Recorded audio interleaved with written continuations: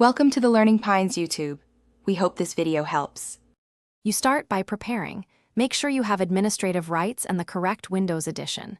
Once done, create a restore point so you can roll back if needed.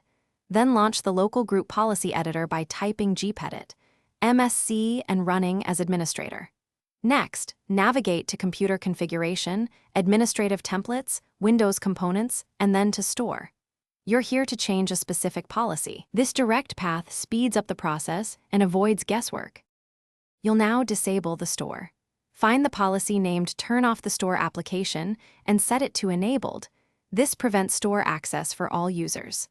Once applied, click OK and enforce the change immediately by running gpupdate/force from an elevated command prompt.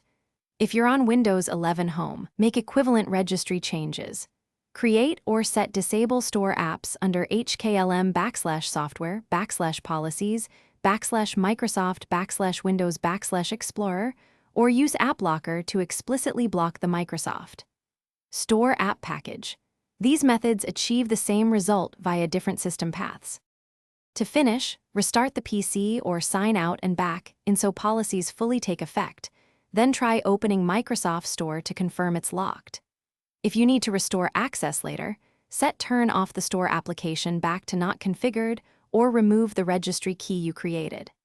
If something goes wrong, run sfc/scano to repair system files and review Event Viewer for policy errors. These steps help identify corrupt components or conflicting policies.